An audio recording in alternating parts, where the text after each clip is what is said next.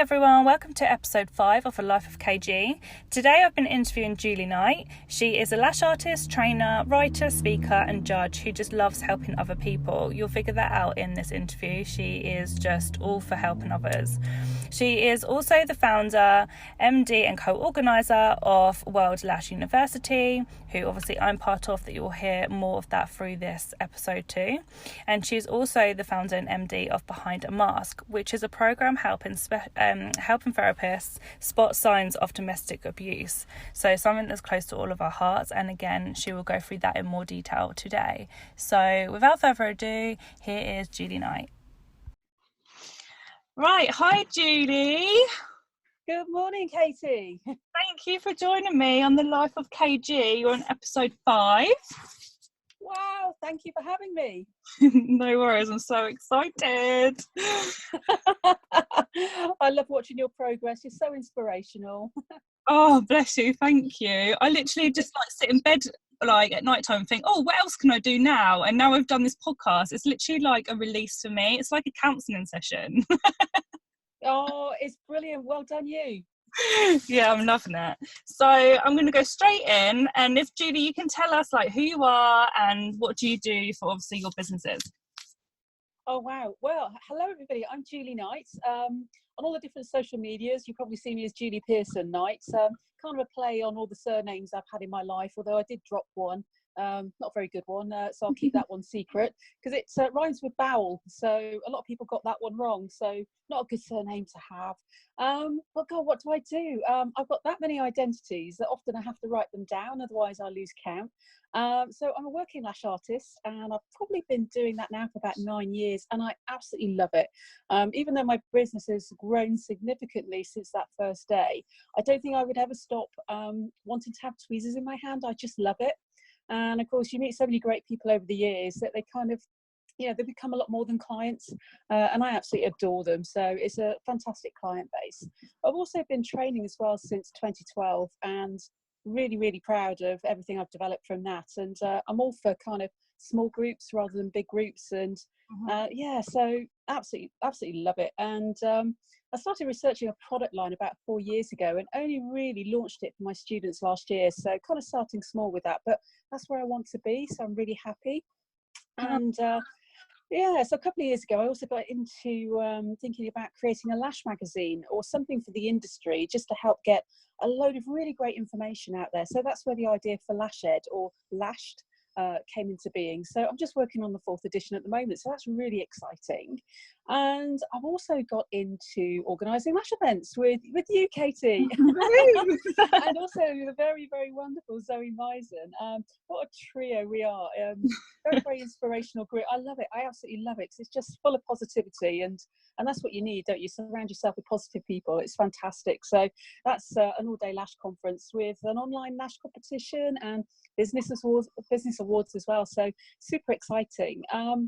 And also recently I've been asked to start judging lash competitions, which is brilliant because I absolutely love, my students submit case studies and you're obviously having a good look at their progress. And I just love doing that with lashes. I just study and just think, how did they create that? And if I was doing that, actually, what would I do? What could I learn from that? I love it. Absolutely love it. And I'm also working on a campaign at the moment around domestic abuse. So that's something that I want to offer the beauty industry for free, raising awareness of how to spot the signs that somebody may be experiencing domestic abuse. And there's the kind of things that you could sort of offer or say in a very sensitive way that just may save somebody's life or certainly change it for the better. So that's something that we might have an opportunity to talk about as we go through.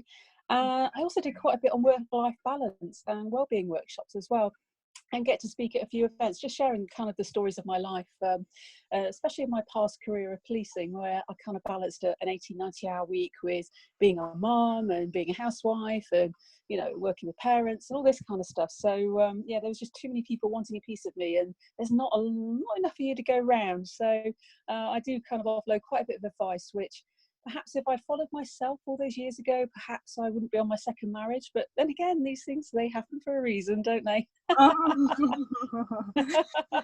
Wow, you do so much.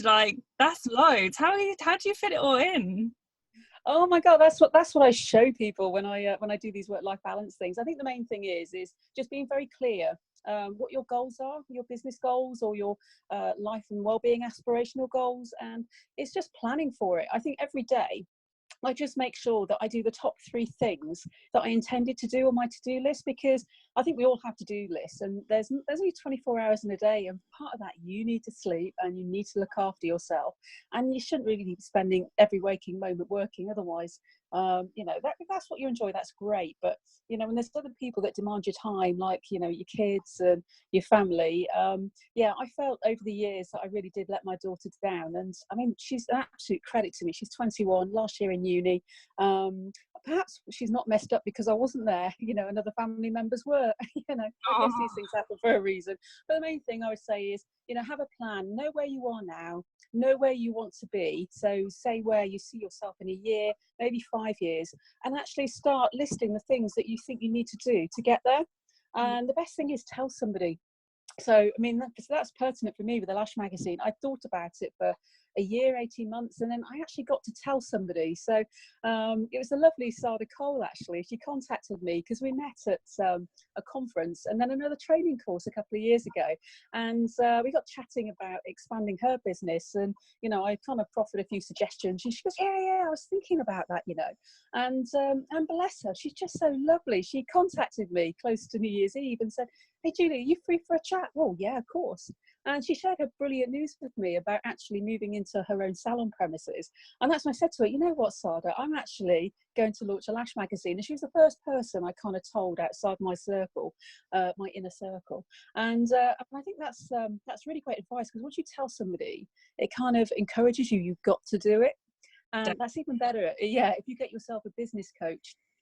Because actually they're the people that are not only you're telling what you're going to do to, and they're kind of guiding you along the way, but they're actually holding you to account for achieving your goals as well. So yeah, all I would say is write it down, otherwise you'll be spinning all those plates and a few of them are going to fall, and it's a bit noisy and messy when they break.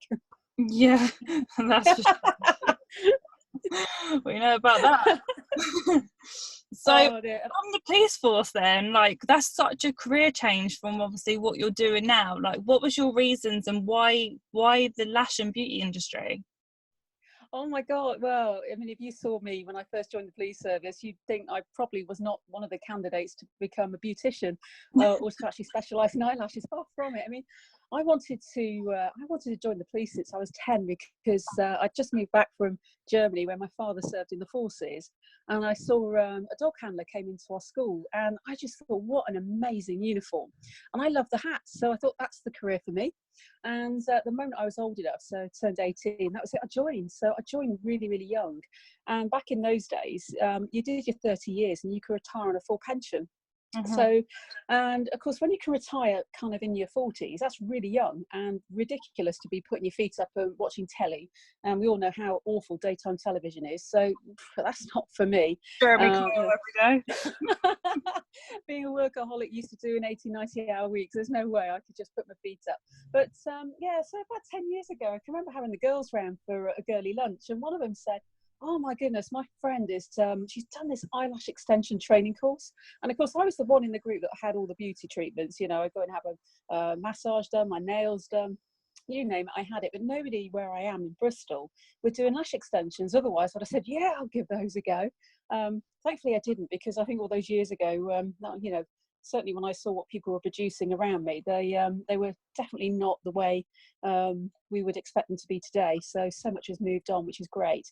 Yeah. But when my friend said, I'd love to train, but I'm just too scared to go on a course on my own. So I said, I'll go with you. I'll go and keep you company. And yeah, so it should have been an all-day course. We were kicked out after 3 hours. It took me 45 minutes to isolate an eyelash on the dolly head. And I put my hand up. I was the only one out of about 14 of us there that said, actually, miss, can you just show me that again? Because I just don't get it. I don't get how you can get something so tiny onto something else so tiny, and use my cat hand, which is my left hand, which does not actually do what I want it to do. How I ever thought I'd make a career out of it, I really don't know. But that's where a lot of practice, a lot of patience, and a lot of research, and a lot of, you don't know what you don't know, so keep hunting. really pays off. So of course I walked out after 3 hours and 5 minutes with a certificate thinking, really, what is this glue? And I'm going near somebody's eyes with pointy tweezers. There's got to be more to this. So of course, with my background in, you know, research and, you know, thinking about the evidence base for things, yeah, that's it. It just sparked my enthusiasm and my curious nature, and off I go. And of course there's no information about eyelashes all those years ago. It was very secretive, and of course we're all using 0.25s because that's what, you know, places like Lashbase love them, we're selling, and so we all thought it was okay to use them. But yeah, I look back on my early work thinking, oh my god, I was so proud of it, but goodness me, it's awful. Oh dear. But Well, yeah, so, times have changed so much, haven't they? oh, haven't they just? It was 0.25 in a J curl. Yeah, we started off with the J's. Yeah, I still got them in my little lash museum just to show students. But I mean, I guess you know, my friend, it was so sad really, because she did my lashes a couple of times, and yeah, she got about 4 or 5 on within about 4 hours because we spent most of the time chatting, and she kept dropping her jade stone, and her husband was about to throttle her for trashing the brand new carpet with glue that just would not come out. So we decided it probably wasn't the career for her, but I kept it going, thinking, you know what, I'm kind of reaching the retirement age at some point, and I've got to do something. Actually, I quite like this. And I think I was in an advantageous position where I was doing it because I wanted to do it rather than because I had to for money. And of course, everything I earned, I just kept ploughing back into the business, which was a really lovely position to be in. And of course, I had that many transferable skills from my days in policing, because, you know, I kind of rose through the ranks. So, you know, I did hold a senior position, and was involved in, you know, policing some really complex things in policing, you know, won awards for problem solving and all this kind of stuff. And I was used to organising events and, you know, chairing meetings, all this kind of stuff, and, you know, leading and instigating change, you know, from researching, designing it, developing it, and then delivering it, and then obviously evaluating it and see how it went. So I thought, you know what, there's quite a lot of transferable skills there. I probably could, you know, try my hand at running a business. And you know what, there are things that are going to go well, and, you know, I'll probably have a bottle of Prosecco that night, and there'll be things that don't go quite so well. And you know what, you know, rather than beating myself up for failing, I'll actually think, well, okay, I'll have the glass of Prosecco and lick my wounds and then learn from it. Yeah, just follow Einstein's theory, really. Don't keep repeating that mistake, otherwise nothing's going to change, and that's insane.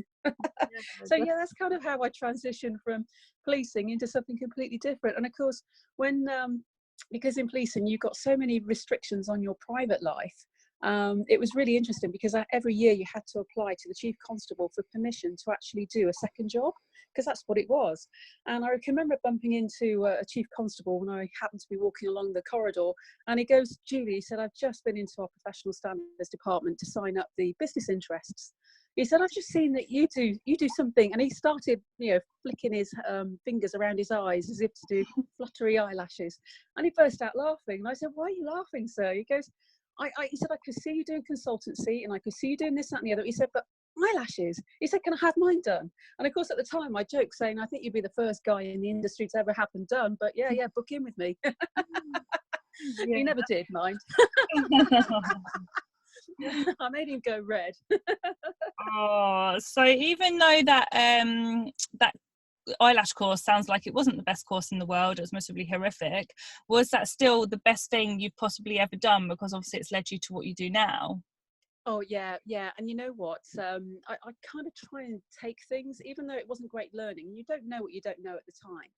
You kind of bank that, don't you, and think, well, actually, you know what, if I was doing that, I'd do that differently. So, and that's how I learned. When I did do another course 6 months later, because I wanted to learn how to apply them to the lower lash line, and I just couldn't believe what I walked into. So that was a one-to-one course, and when they handed me their stuff saying, okay, we want to assess you doing or lashing an upper lash line, I thought, okay, great. And of course I thought, oh my god, I'm really nervous, somebody's watching what I do, how I do it. And they handed me their products, and I said, oh my god, you serious? They were loose lashes, and they wanted me to put a decurl on a lady, and I looked at her and said, no, if I put a decurl on her, bearing in mind, you know, styling wasn't the in thing all those years ago, I looked at her and said, if I put a decurl on you, your eyes are really quite wide and kind of protruding. I'm just going to make you look like a rabbit in the headlights. So I said, I think actually, you know, a combination between a B and a Z curl would be good for you. And they looked at me as if to say, what do you know? And I thought, No, actually, I've been thinking about this. And then they saw my lashes in my kit, which were Lash Bases strip lashes, and said, oh my goodness, we've never seen anything like that before. So instead of actually assessing me doing a set of eyelashes, they were actually on Lash Bases website looking at their products. And I thought, okay, what have I signed up for here? And then when they did actually teach me to do lower lash extensions, the model was sat up with her eyes wide open, and I had to then, get my shaky hand with X tweezers. Not that I'd ever used those ever before, and never again. And I was trying to get a lash on, and I thought, I'm going to poke her in the eye in a minute. And I just thought, no, there's got to be a better way. So then I started actually doing it with the eyes closed and taping up the lashes. So I kind of thought there are simpler ways if you think about it. And actually, I kind of have an adage in life that whatever you do, just think about safety first, and then cleanliness, is the close second. So that's always been my mantra as I've worked. But yeah, I must admit, what a journey. Never look back. Absolutely love it. Absolutely love it. Isn't it amazing how like life just changes just like that? I bet all those years ago you was in the police force, you'd never thought that you'd be where you are now. No, I mean, to be honest, I always said, well, after I retired, after 30 years, I'd probably, emigrate to somewhere like Cyprus, somewhere warm, because I'm a sun worshipper. And I don't get time to worship the sun so much. So that's why I have the odd sunbed. Otherwise, I'd look like a pasty ghost. I must say I do love a good sunbed, so I can't knock that. Oh no, it's my 15 minutes of being cocooned with heat where I can just switch off, not answering the phones. For me, that's therapy. Oh, I'm still under there with my phone. I'm surprised I'm not blind. Love it. Oh dear. So obviously you mentioned Lash-Ed Magazine. Obviously I'm a bit biased because obviously I do write for you guys. But I know you're awesome. But when I first got that magazine, I was just amazed, like how much knowledge is in there. Obviously, the talented writers that are in there, like people's work, like it was just completely different, I think, to any other lash magazine out there. And I just absolutely adore it. So, what made you start Lash-Ed Magazine? Like, what was your reasons, and what is obviously included in the magazine? Oh wow, what a fantastic compliment from somebody I admire. So I'll take that one. Thank you. Blimey. Well, in the past, I did a lot of writing anyway for the police service. I mean, everything's based on paperwork, so I was used to writing anyway. But, when I got into lashes, I actually started writing articles for other magazines. And it really hit me in 2016. I had quite a few published. And when I kind of submitted them and emailed them through, I had no idea whether they'd actually been received because those emails weren't acknowledged.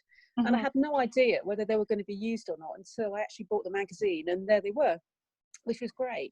And of course, off the back of that, I did get contacted by quite a few people saying, actually, I really like what you said, and actually, can we explore that further? Actually, can I come and train with you? Yeah, of course. So, it was a win-win, but I kind of thought, well, it would have been nice to have actually known. And, you kind of take things up as learnings, say, actually, if that was me, I'd do it this way.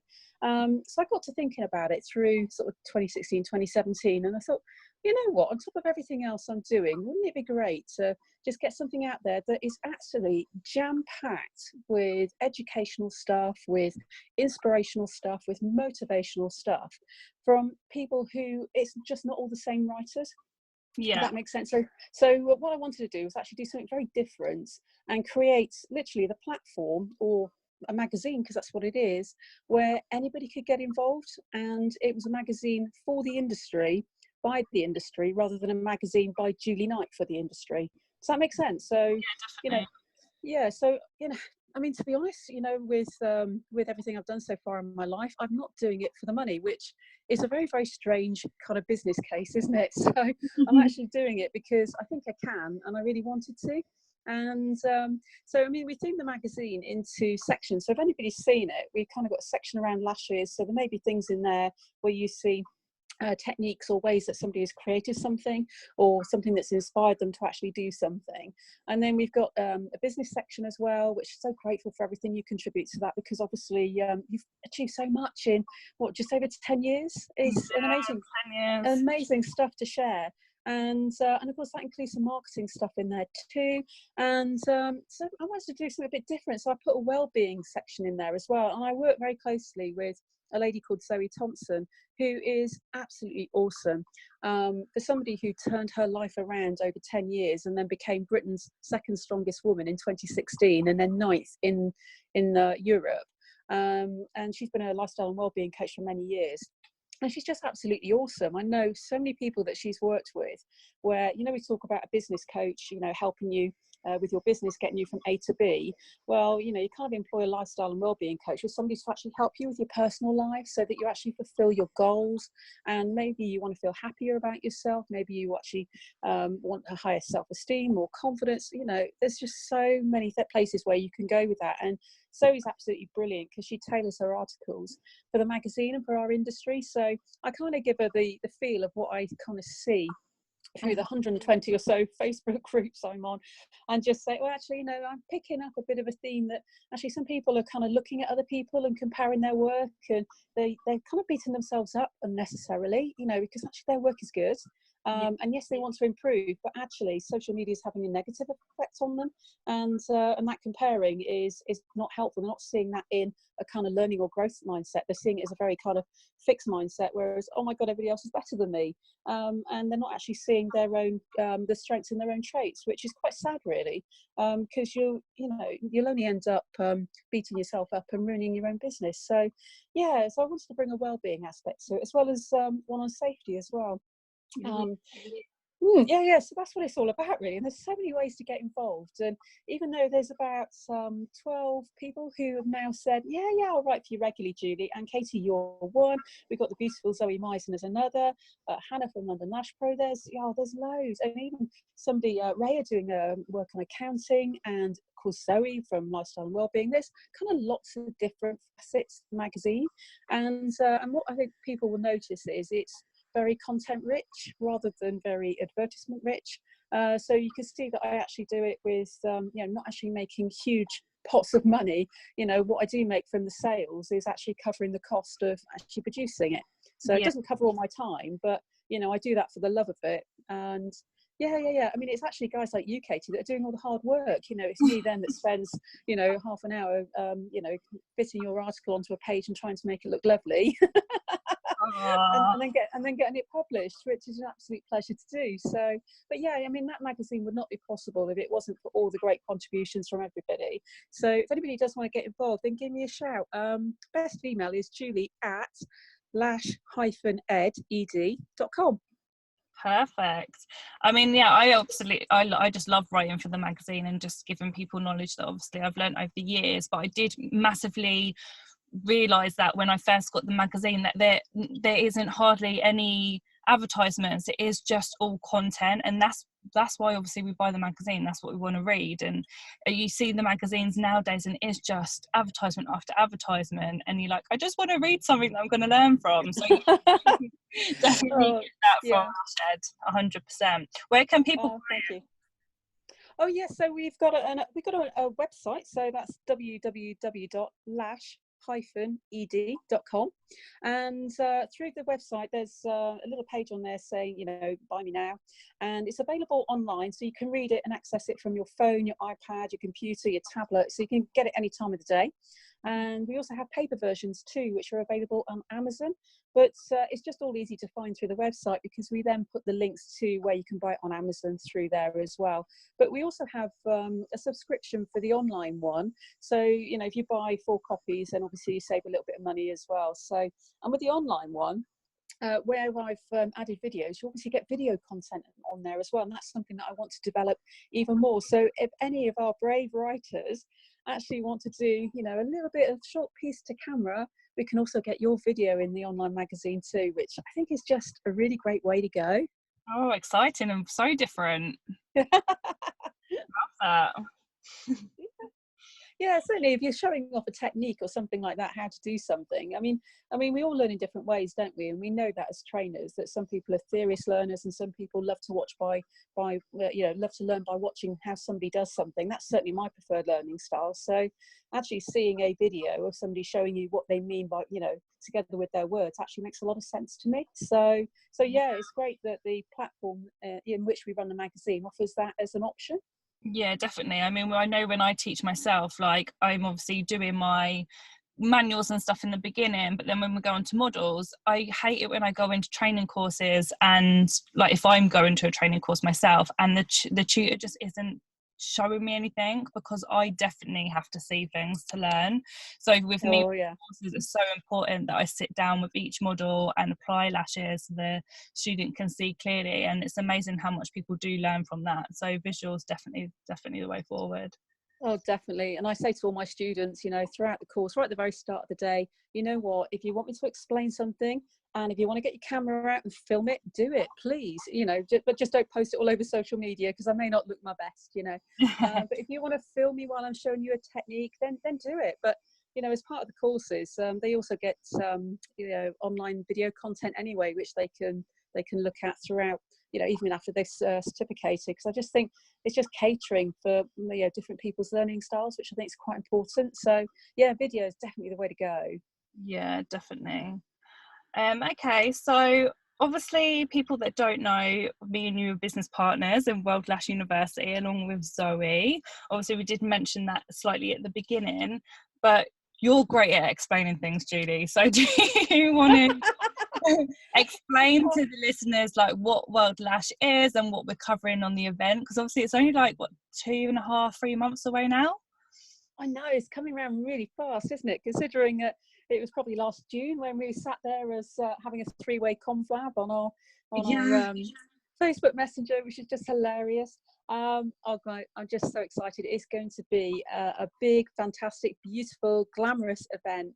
And yeah, so the whole of one day. So if you haven't got your ticket yet, they are limited, but we are rethinking the room layout so we can get more people in. So we're creating that availability. But 12th of May is your day. So that's going to be a Sunday in May. And it's in the UK, so just outside Birmingham, a place called the Belfry Resort, which is a big golfing resort, but it's absolutely beautiful. If you see any of our videos on our Facebook group or on Instagram that Zoe lovingly posts a lot of stuff for us, go take a look, because it's actually an award-winning luxurious venue. And the great thing about it is it's just off junction 9 of the M6 motorway, or the M42 as well. And yeah, so it's just a mile off the motorway, so it's so easy to get to, and so close to Birmingham Airport as well, because we've got quite a few people coming in from abroad coming to the event, which is fantastic. And of course 2 of our speakers are coming in from the US, which is amazing, or certainly coming in from the States or Canada, so that's amazing too. But yeah, but it's going to be a jam-packed day conference. So 9 in the morning till 6 in the afternoon or 6 in the evening. We're going to wear you out, because you're going to be listening to 13 fantastic speakers. So we've got people like Marina lined up. And I can never pronounce her surname. She'll throttle me if I try it. Can you pronounce it, Katie? I always say Marina L. Marina L, yes. So she's been in the UK quite a bit with her fantastic training, so you're probably going to know who we mean by Marina L.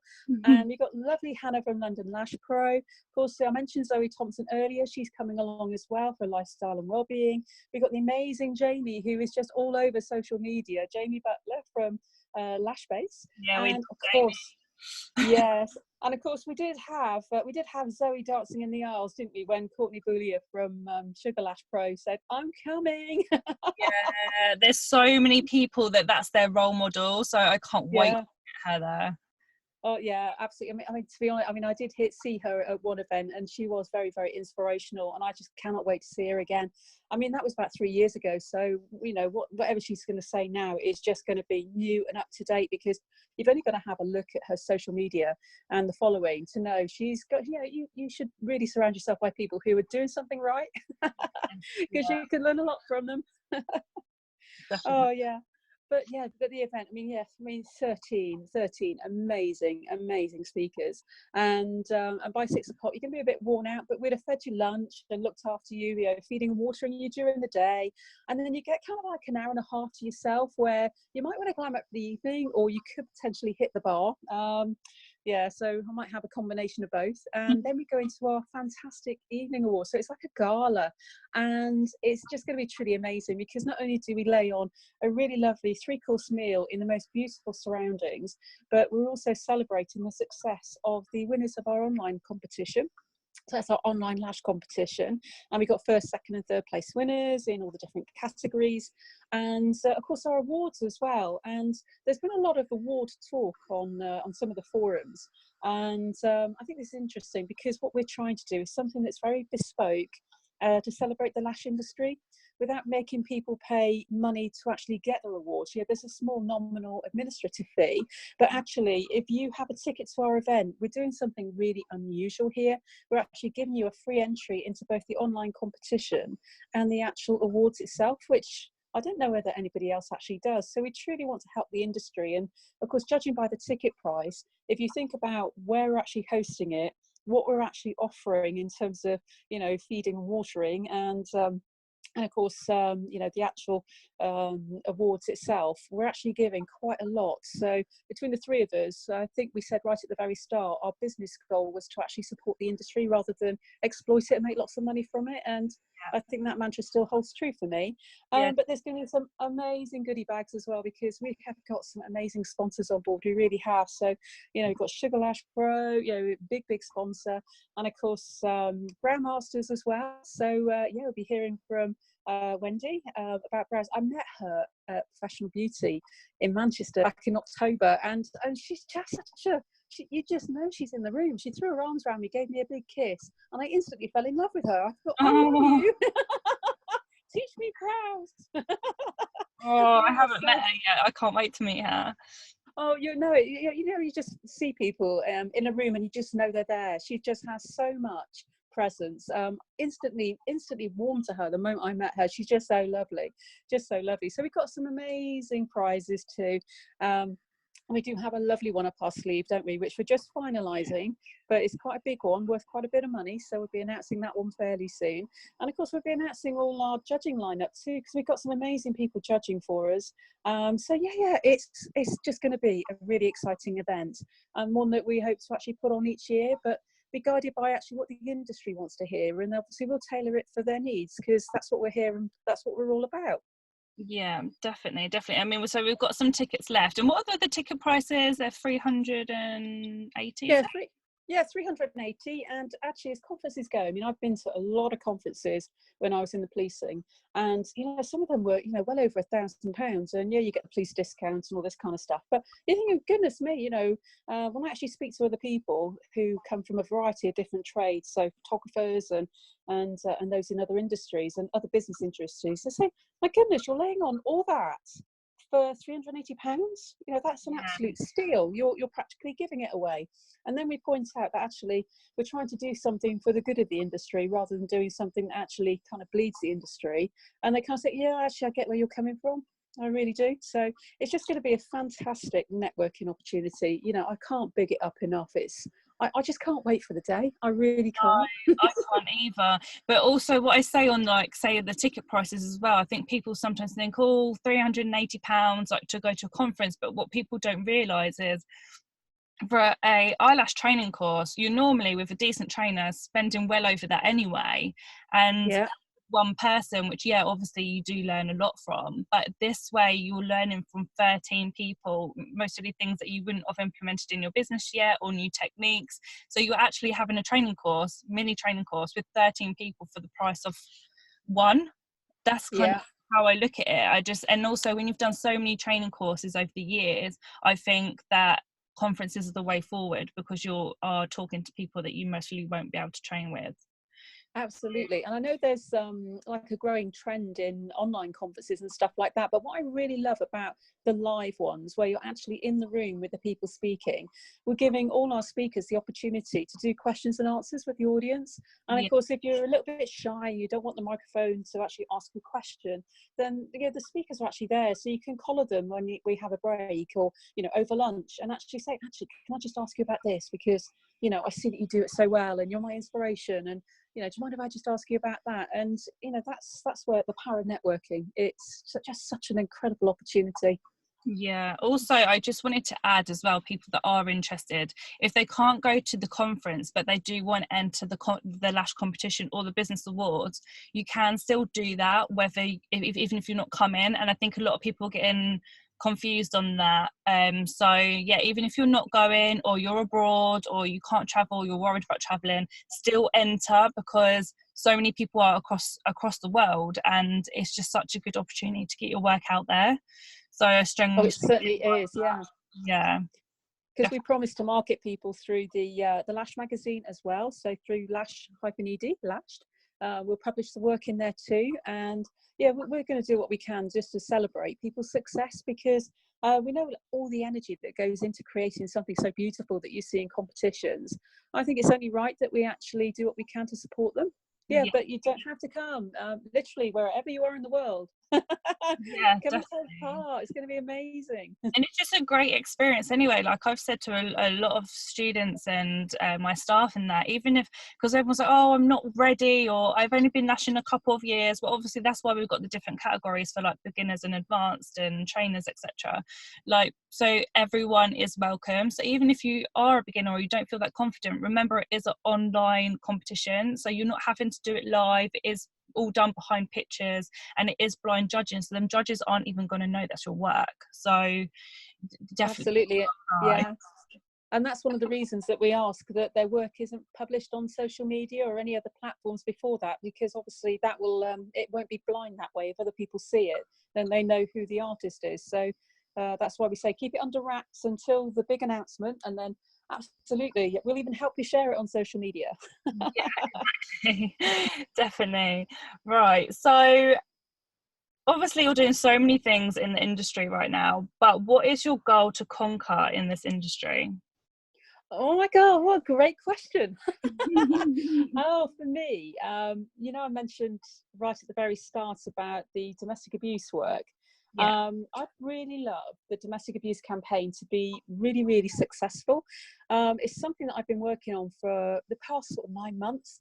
And I'm going to be offering the hair and beauty industry free access to online training and resources, which will help them actually spot the signs that somebody's experiencing abuse. And then also offer advice about how you could respond in a really sensitive way or in the best way. It's something that's dear to my heart. Obviously, with my policing background, I know that 1 in 3 women are going to experience it in their lifetime. And, you know, those are statistics that have come out from the HMIC, from a lot of the other agencies like Women's Aid, who've obviously commissioned their own work. And also we know that 2 are killed each week, and that's not lost on me, obviously, with what I've done for a living. And these people, they're going to be our clients, they're going to be our colleagues, they could even be a member of your family or a friend, and you just may not know. So you're going to know somebody who's going through it, but you just may not know that that's what they're going through, because it's been hidden, it's been masked. And that's why the campaign is called Behind the Mask. So, you know, kind of what lies beneath. So so obviously with my background in policing, I've helped so many survivors, but it's very personal for me too, because dare I say, I don't often tell people this, but my dad was not a very nice guy. Like I say, he was in the forces. We lived in Germany, you know, when I was growing up. And, you know, from the earliest age I can remember, you know, he used to beat my mum, especially when he got drunk. And he was always using his leather belt or, you know, a hard-soled slipper to beat my brother and I with, and it was just horrible. We were terrified of him. We really were terrified. And when we moved back to the UK when I was 10, I can remember being so grateful to my mum. You know, the moment she sat me down and said, "I'm going to leave your dad," I said to her, "Yeah, please do it now." We just couldn't wait to get away from him. He was just such a horrible man, and I've not seen him since. And I don't want to. I don't even know where he is. So for me, you know, it is quite personal. And whilst that was, you know, quite a violent aspect of abuse, dare I say, it can happen to anybody. Bearing in mind, you know, I joined the police service not long after my 19th birthday, and I met up with a guy, and, you know, through the relationship, he became more kind of coercive and more controlling. And towards the end of our relationship, you know, I just couldn't take it anymore. So when I tried to escape, and he just locked me in the house. Yeah, he just wouldn't let me out. Oh my God. I had to climb out the first floor window and over the garage roof to get away. And then, of course, then he phoned my parents saying, "Oh, I'm worried about Julie." You know, so he came across as Mr. Nice Guy when I was trying to escape from him. So, and the daft thing is, you know, for 4 years after we split, you know, a lot of this was unbeknown to me. It was friends saying, "Actually, do you know that he parks up at the end of your road?" and watches the house. And a couple of times, over the year that we split, he was on my doorstep threatening to harm himself. So of course then I had to get involved and contact his parents and just say, look, I don't think he's in a good place at the moment. He needs help. But he potentially could have got himself arrested. I mean, I could have put myself on duty and done it, but that wouldn't have helped him. But the only thing that kind of saved me really was it got to 1997, so I'm talking a few years ago now, and the government launched the Protection from Harassment Act, which was a piece of legislation that was to help people who had experienced stalking. And of course, that's exactly what I was going through. He just would not accept the relationship was over. And of course, I actually went to see him and said, look, this legislation's coming out.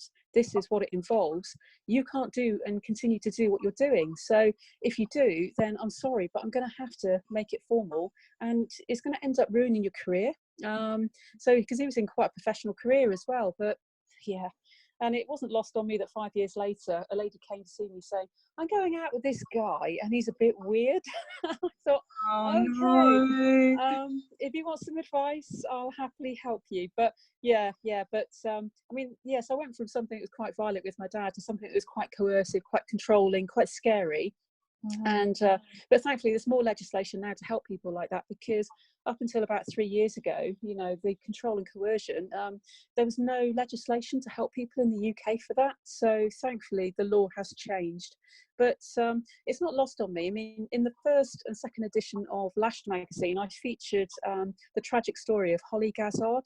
Now, last week marked the 5th anniversary of when Holly was tragically killed in her salon. So she was a very young, very beautiful 20-year-old hairdresser, and the salon was in Gloucester, so in the southwest of England. And she had a very controlling ex-boyfriend. She'd not long split up with him, but he wasn't letting me go. And he went into the salon whilst it was open, in front of her colleagues, in front of clients, and he stabbed her to death. Oh, and right. That's just yeah, so that was 5 years ago, because the anniversary was last week, and the family, I think, gather close to where the salon is each year to remember her. But what her family have done, which I think is an absolutely beautiful tribute to Holly, is they set up a trust, and they actually offer domestic abuse training to young people, but they also offer a personal safety app that you can download for free onto your smartphone. So whether you've got an Android phone or an iPhone, it's absolutely free. And of course, when I found out about it when I was in policing, I realised it wasn't actually sanctioned by the police body to actually, for the police service to actually promote it. It's a really great product. So I sent a colleague to actually approach the trust to say, if you get this accredited by a company called Secured by Design, that means any police service can promote it as a really great tool to help keep people safe. And that's what they did. So so I was really, really proud to be able to market that through the magazine, just raising awareness to the fact that this app is just absolutely brilliant. It's called Hollyguard, and she spells her name Hollie, and then the word guard. So if you Google it, it comes up straight away, but it's free. And you know what, you can even get your kids using it, because the great thing about it is it's got so much functionality that if you want to know where your kids are, you'll be able to find them quite easily. Or if you shake your phone, you can have it in stealth mode, where it then alerts your contacts that you're in trouble, and at the same time it will actually audio record and visually record, so CCTV, the circumstances that you find yourself in, and that video goes to a secure server. It's not stored on your phone. So if your phone is taken from you, we haven't lost that footage.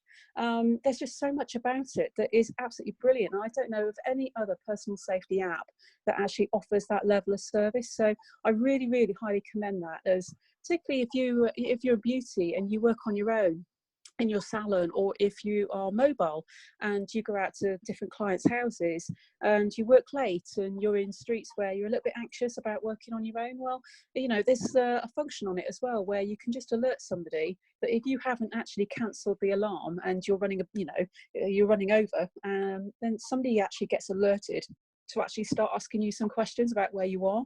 There's just so much about it. It's just brilliant. I really do encourage people to take a look. Absolutely brilliant piece of kit.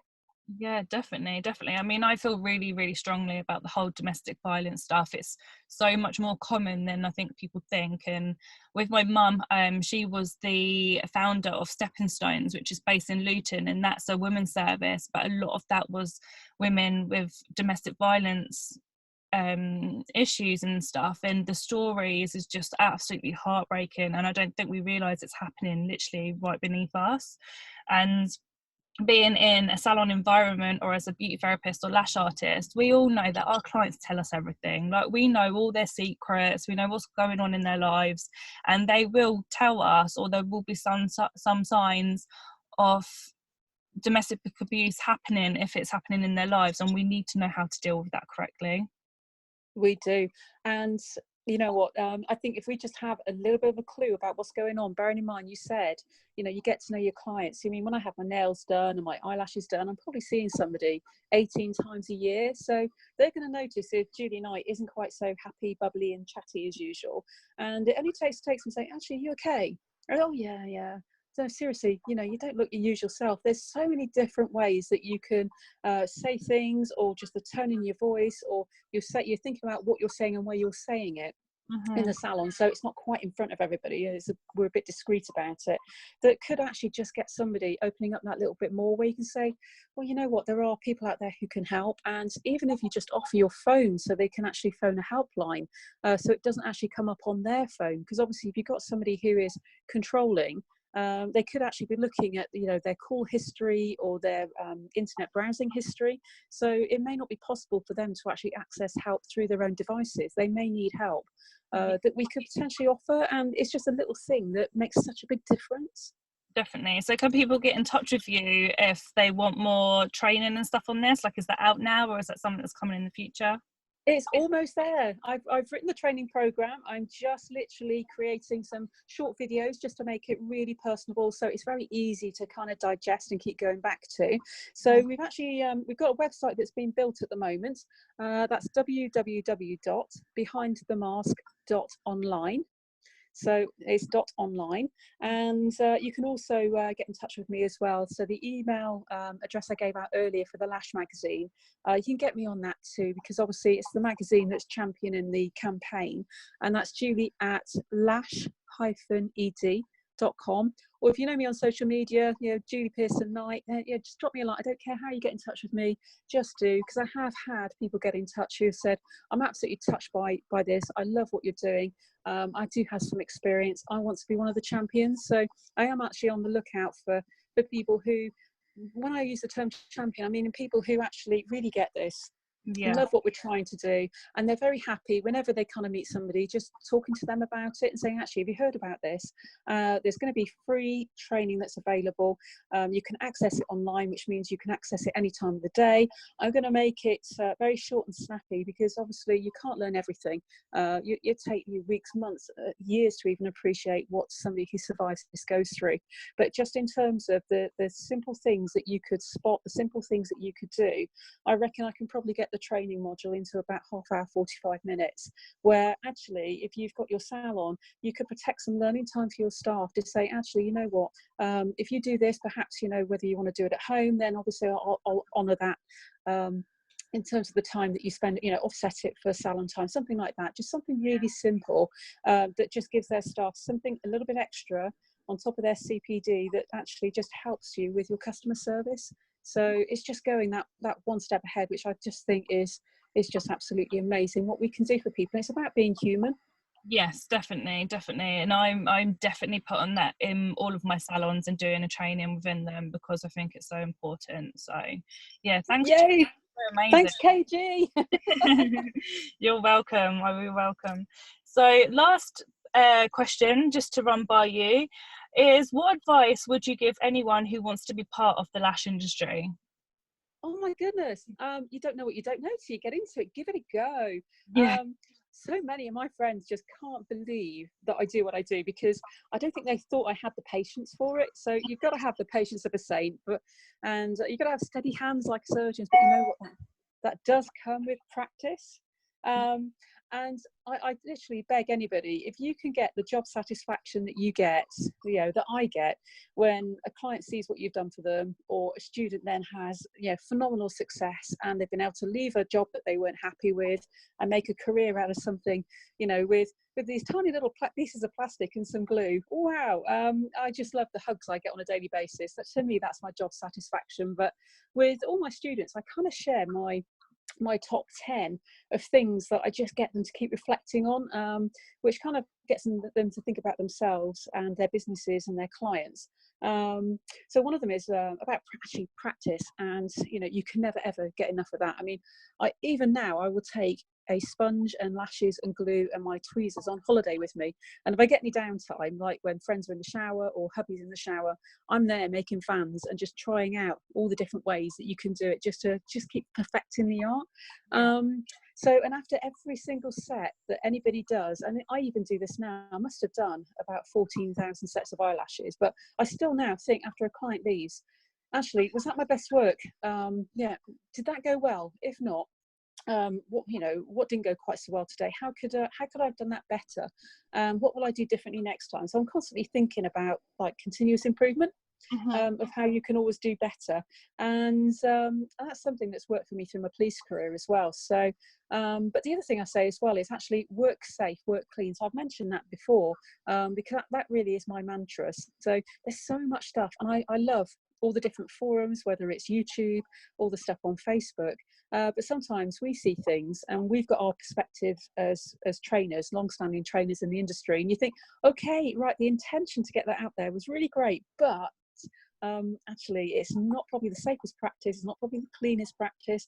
And I do say to my students that if you see something you think, oh, actually that's quite inspiring, but if you're not too sure whether that's something that I would recommend, as somebody who's been training for a number of years, but also you're assured, saying, just give me a shout and I'll run through it with you. But again, working safe, working clean is just so important. But the other thing is, actually educate your clients on what to expect from their treatment. As there is just, oh my God, there's just so much misinformation about, isn't there? And that can really harm an industry. So let's turn our clients into ambassadors for this and get them educating others, because a lot of my clients do. When they say, oh, Julie, oh God, I was in the office and somebody else has had lashes done because I refused to give your number out because I know your books are full. And they've come in and they're huge. And I've said, well, Julie would never do that. And I'm thinking, oh my goodness, my name's been used in vain, but for all the good reasons. But they can go out and actually educate others, which is great.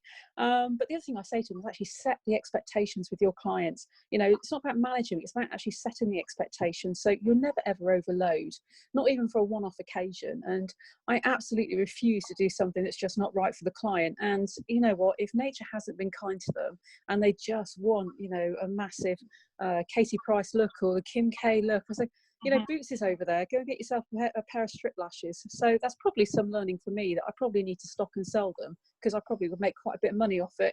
Hey ho.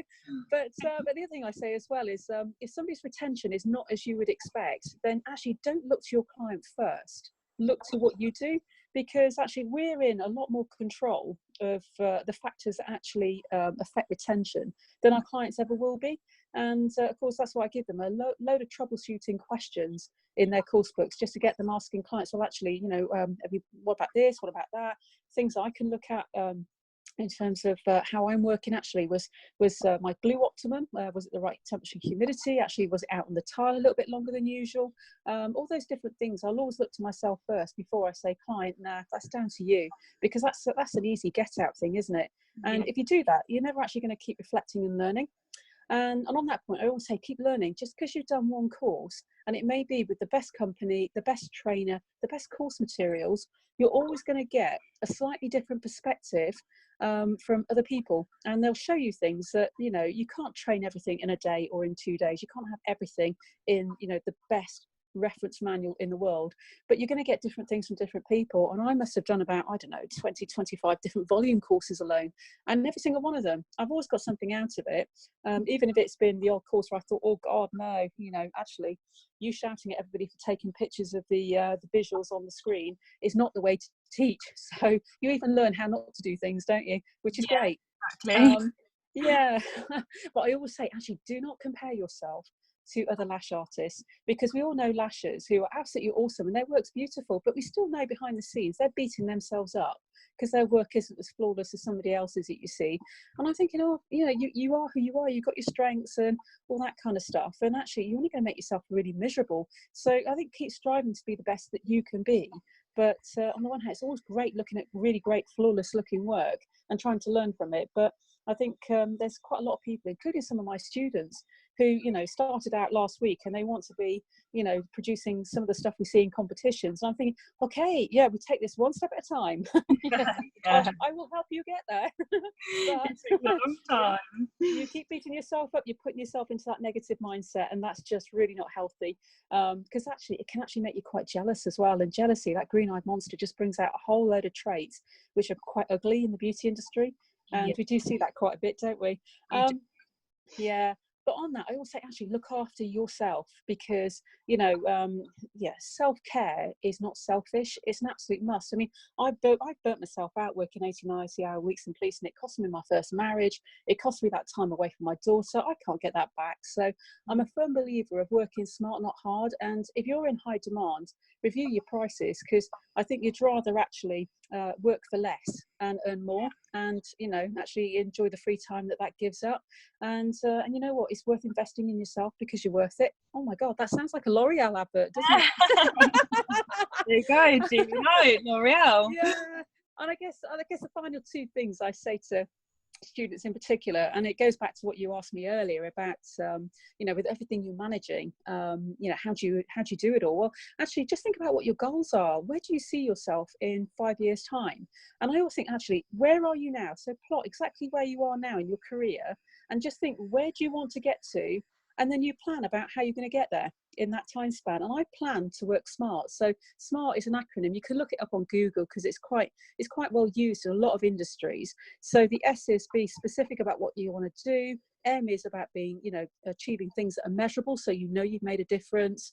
You know, A is actually it's achievable. So, you know, if you say, I trained last week and I want to you know, win an epic lash conference, well, you know, there may be one or two people who have got exceptional talent and can do that, but actually for others we've got a bit more work to put in.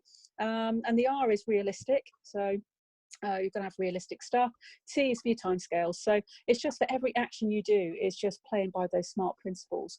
And like I said earlier, tell somebody. Like when I told Sada I was going to do a magazine, tell somebody, because actually it's proven, there's an evidence-based proven thing that if you tell somebody you're going to do something, you actually, it kind of embarrasses you almost into getting it done. Yeah, Whereas if you keep it in your head, you know, it may not ever make it onto your to do or I've done list. Yeah. So, and the main thing is, don't get lost in your business.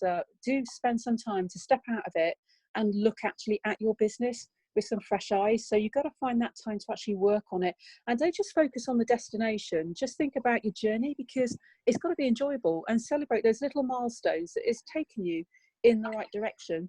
And never ever beat yourself up when things don't go right, because whilst some things, not everything goes right. I mean, even the best entrepreneurs, you know, the Richard Bransons of the world, will all have had 1,000 failures, but they've probably got a mindset that it's 1,000 ways that they learned how something does not work.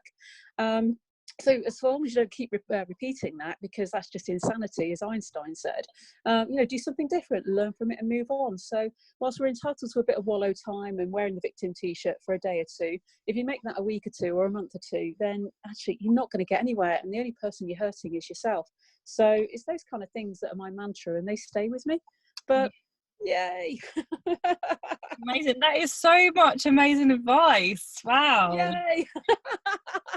It's on the back of the course manuals for students, so don't forget it. Actually, I've got a top 20 in there, which is all broken down into looking after themselves, their business, their clients. So yeah. So, but those are the things that just roll off my tongue, thinking, guys, just don't forget this stuff, because it's so important. And I just wish I had it in my back pocket when I first started out. So that's kind of why I offload it, really. Oh, that's lovely. Well, Julie, thank you so much for coming on. You're such a special person, and I'm so glad that you said yes to coming on this podcast.